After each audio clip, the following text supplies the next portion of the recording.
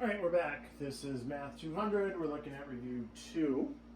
We're on page 7. So let's take a look. The parent graph for that means the base graph. That would be just f of x equals x squared. So the parent graph is if they add 1 or subtract 2 inside. The parent graph is just the base function. Adding 1 would just shift it on the inside. Actually, it would shift it left. So parent graph is just x squared.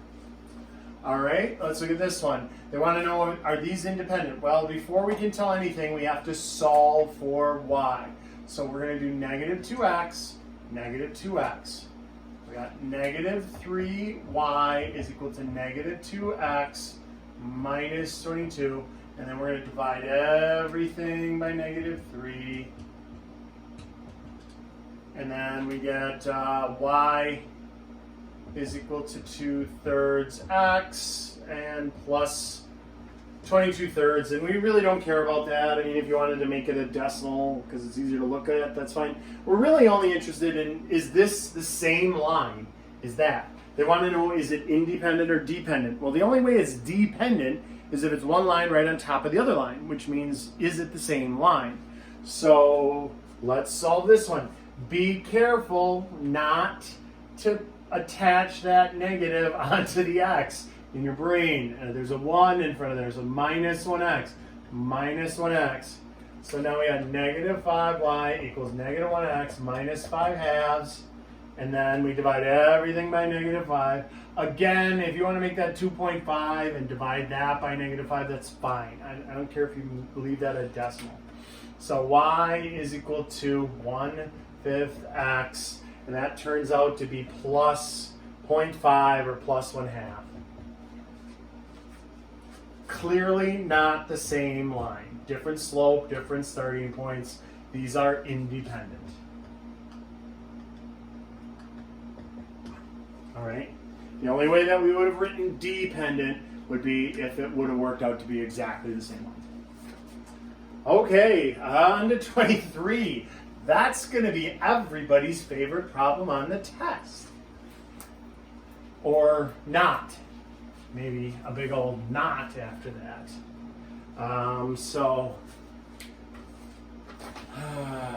23. We got 5x minus y plus z equals 8.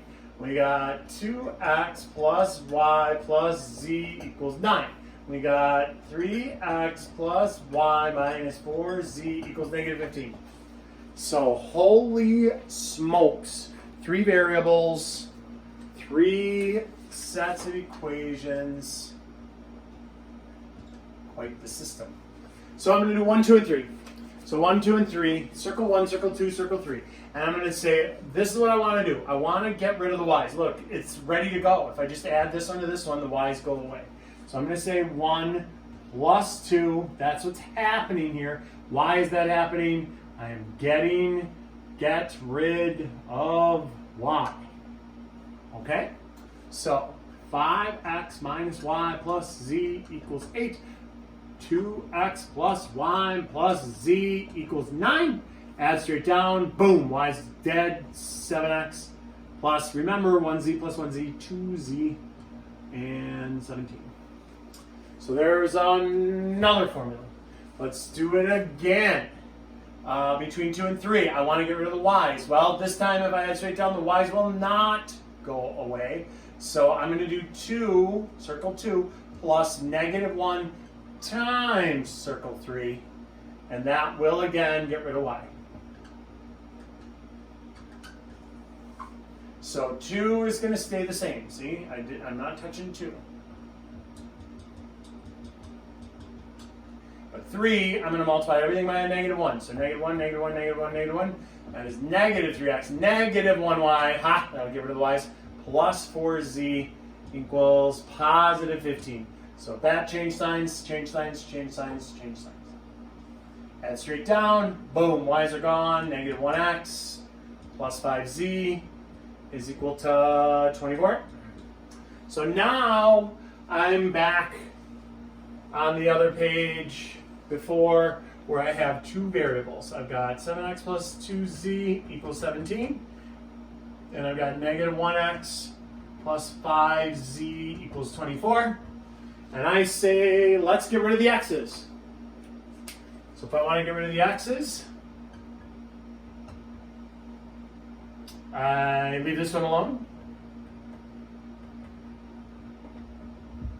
And I take everything times 7 on that one. So negative 7x plus 35z equals, and I did that already, 24 times 7 is 168. And then I add straight down, so the 7x's are gone. I got 37z. Ooh, I don't like that. That's a prime number. 12th prime number. And I add that to 168, 185. Yeah. Okay. 37. Divide by 37. This is a pre-cooked problem. 5. Yay, 5. So we found one solution. We found z. So now we're going to take this and sub it back into the one with just 2, either this one or this one. This one.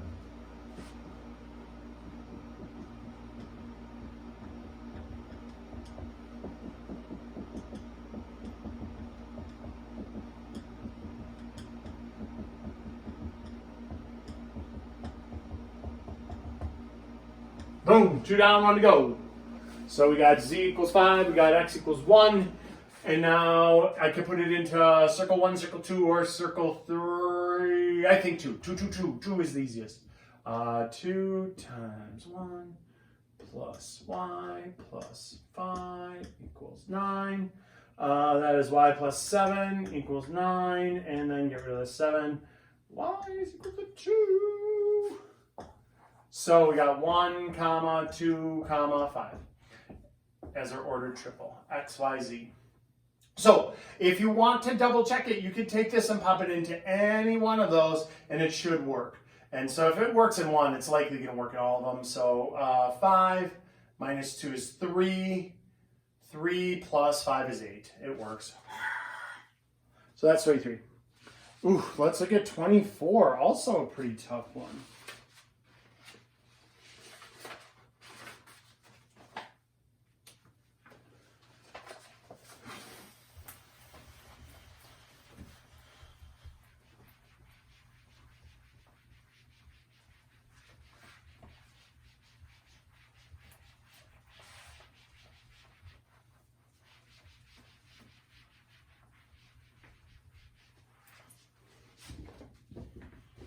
All right, so 24 is graphing two inequalities. So we're going to take this, solve it for y. So 3y is greater than or equal to negative 1x minus 12, divide by 3, divide by 3, divide by 3. So y is greater than or equal to negative 1/3 x minus 4. I got a slope of negative 1/3 and a starting point of negative 4, 0, negative 4. All right, so let's graph that one. I start on negative 4, put a dot. From that point, it's down 1 and over 3, down 1 and over 3. Put another dot. Because it is greater than or equal to, it's a solid line.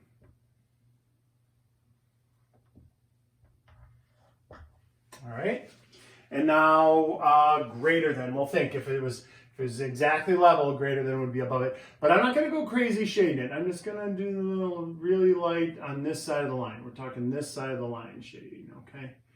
Because I only want their overlap. All right, so now let's do the other one. I'll do that one in blue. And that looks like this. 2x plus y is greater than 3. So a little easier to solve. Negative 2x.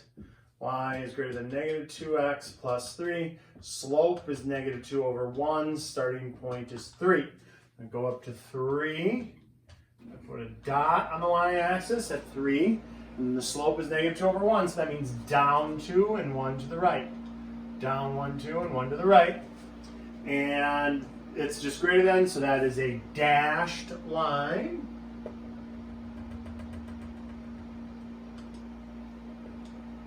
And again, it is greater than, so think, if it was a vertical line, greater than would be this side, less than would be this side. If it was a horizontal line, greater would be above, less than would be below. And so I think with the angle that it's on, I'm talking about this part. All right. If you're not sure on those slanted lines like that, where you're like, I don't know if that's greater than or less than, you can always test 0, 0. And if I put that in, that's gonna fail. 0, 0 plus 3. 0 is greater than 3. False. That fails. So if this point fails, and just the blue line we're looking at, that point fails. All these points on this side fail. All those points on that side work. So now, where is their overlap? Well, that is that's shaded and that's shaded. So we're talking all of that stuff. All right. Lovely, lovely. Let's look at page 8.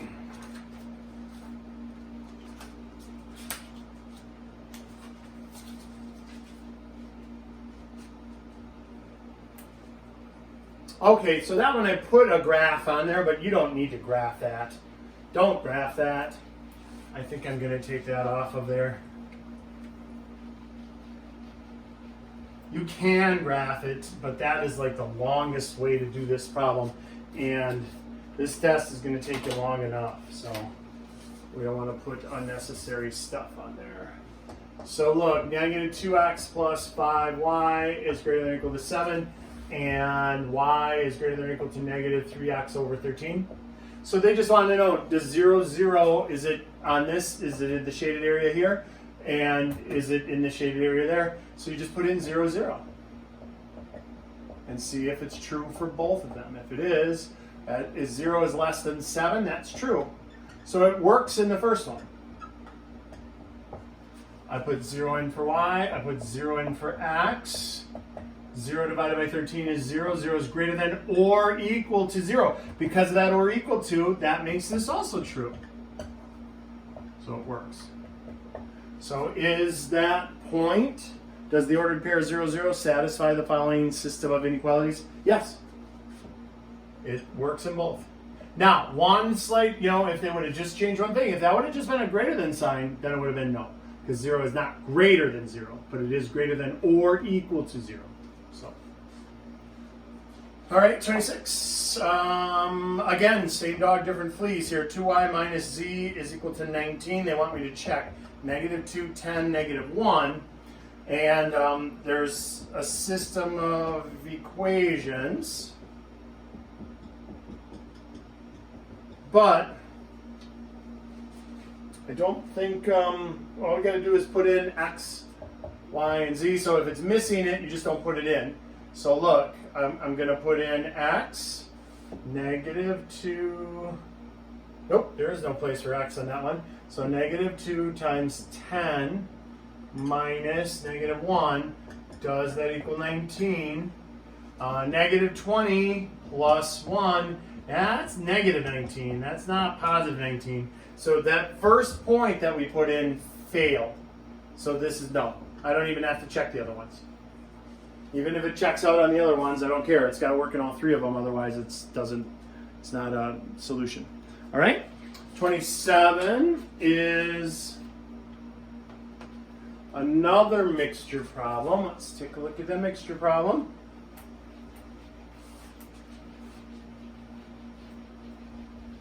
So Gail needs medicine for her horsey, and it's 500 milliliters total.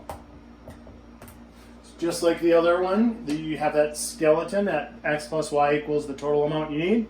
And now we have 5% stuff, and so we're going to say 0.05x plus 25% stuff, 0.25y, is equal to 20% solution you want overall. That's the 500. So how much of each should we mix? Well, first, x plus y equals 500. 0.05x plus 0.25y equals 100. Right? Yep. Okay. So again, I'm gonna use the elimination method. Let's get rid of the x's. So I'm gonna multiply the top by negative 0.05, everything by that. All right. So I got negative 0.05x minus 0.05y equals negative 25. And then I get this I leave alone, 0.05x is 0.25y equals 100. Add straight down. Remember, that's a nickel minus a quarter, so that's still 20 cents.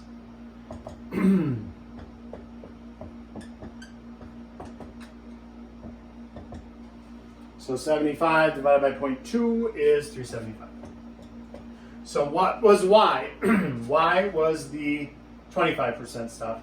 X is the 5% stuff. So how much of the 5% and how much of the 25%? 175 milliliters of that. That was y, and then x is the 5. So all you have to do is take 500 minus that, right? X plus 375 equals 500 minus the 375 minus the 375. So x is 125.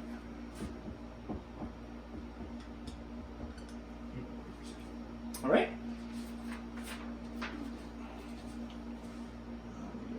Good. Alrighty then, let's look at 28. So now every word problem doesn't have to be incredibly difficult. I thought that biking problem was pretty tough to set up. We had, two different distances or the same distances at two different rates and times. Where this one, 28, much easier. It costs them $300 to make the phone. They sell it for $520. So that means they're making $220 each phone. So this is a super easy 220. X is the phone sold. How much to break even if the fixed costs are $13,200? You just divide both sides by 220. What they make on each phone, the profit of each phone, divided by the monthly cost. They got to sell 60 phones per month to break even. All right. Well, let's look at 29. Graph in the easiest way possible. So if you noticed, the 3 goes into 15 and 5 goes into 15. So probably the easiest way to do this would be with intercepts. X is 0, so that zeroes that out. And you solve that equation. Divide both sides by negative 5. That's negative 3. Y is 0, so you zero that out. And then divide both sides by 3. So that's x is equal to 5. And then you just graph those points. So 0, negative 3 is right there. And 1, 2, 3, 4, 5, 0 is right there. You connect the dots. Now, if you want to pick different points, you can. Or if you want to solve for y and use the point slope-intercept form, that's fine. All right, 2 comma negative 3, just graph it. That should be the easiest one on the whole test. Nobody better get that one wrong. 2, negative 3. There it is. Done. All right, and the last page, finally.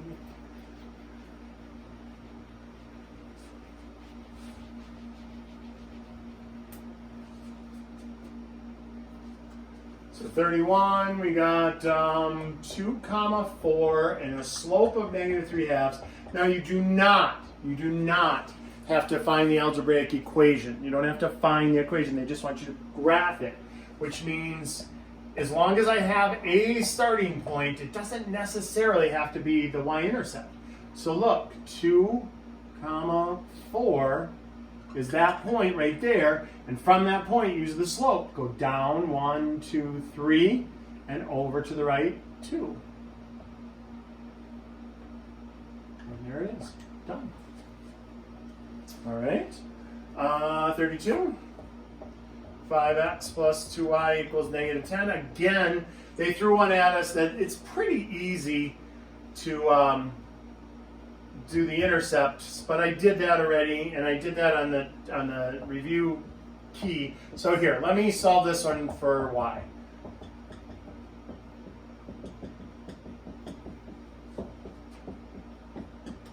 And now we'll graph it that way. So negative 5 halves x minus 5.